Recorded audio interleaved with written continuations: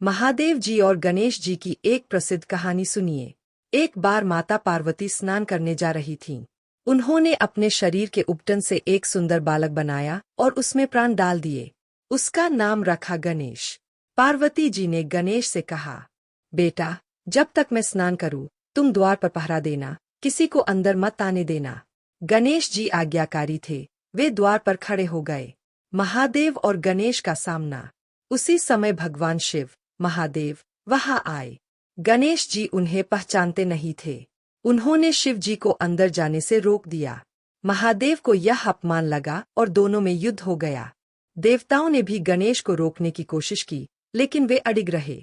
अंत में क्रोधित होकर महादेव ने अपने त्रिशूल से गणेश जी का सिर काट दिया। माता पार्वती का क्रोध। जब पार्वती जी को यह पता चला, तो वे अत्यंत दुखी और क्रोधित हो गईं। उन्होंने सृष्टि का विनाश करने का संकल्प ले लिया। तब महादेव को अपनी गलती का एहसास हुआ। गणेश का पुनर्जन्म। महादेव ने देवताओं को आदेश दिया, जो भी प्राणी सोया हो और जिसका सिर उत्तर दिशा की ओर हो, उसका सिर ले आओ। एक हाथी का सिर मिला। महादेव ने उसे गणेश के धड़ पर स्थापित किया और उन्हें जीवित कर दिया। वरदान।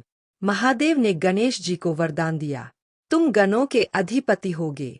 किसी भी शुभ कार्य से पहले तुम्हारी पूजा होगी। तुम विघ्नहर्ता कहलाओगे।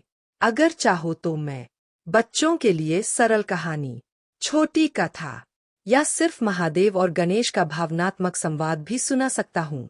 महादेव और पार्वती की कहानी। माता पार्वती हिमालय के राजा हिमवान और रानी मैना की पुत्री थीं। वे अपने पूर्व जन्म में सती थीं, जिन्होंने अपने पिता दक्ष के अपमान से दुखी होकर योगाग्नि में स्वयं को भस्म कर लिया था। सती के वियोग में महादेव गहरे तप में लीन हो गए और संसार से विरक्त हो गए। देवताओं के लिए यह चिंता का विषय बन गया, क्योंकि राक्षस तारकासुर को वरदान मिला था कि उसे केवल शिव के पुत्र के हाथों ही मृत्यु होगी। परंतु शिव तो तपस्या में लीन थे और विवाह के लिए तैयार ही नहीं थे। माता पार्वती ने बाल्यकाल से ही महादेव को अपना पति मान लिया। उन्होंने कठोर तपस्या की, वन में रहीं, फल फूल त्याग दिए, यहाँ तक कि वर्षों तक ध्यान में लीन रहीं। उनकी तपस्या से प्रसन्न होकर महादेव ने उनका इम्तिहान लेने के लिए एक साधारण योगी का रूप धारण किया और पार्वती से शिव की निंदा की। लेकिन पार्वती ने पूरे विश्वास और प्रेम से शिव का पक्ष लिया।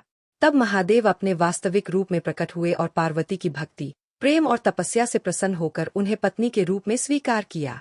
दोनों का विवाह बड़े धूमधाम से हुआ, जिसे शिव पार्वती विवाह कहा जाता है। उनके विवाह से कार्तिकेय और बाद में गणेश जी का जन्म हुआ।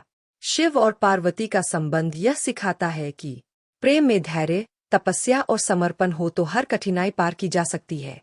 अगर चाहो तो मैं यही कहानी बच्चों की भाषा में, छोटी कहानी के रूप में या और भी भावनात्मक, काव्यात्मक अंदाज में भी सुना सकता हूँ।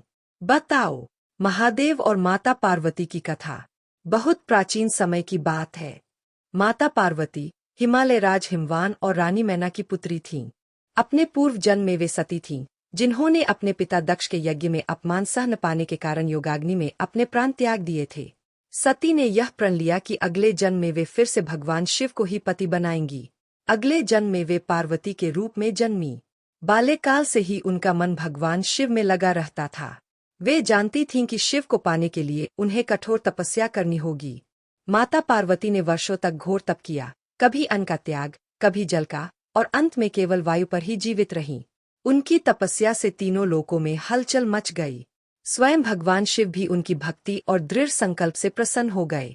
लेकिन शिव ने पहले उनकी परीक्षा लेने का निश्चय किया।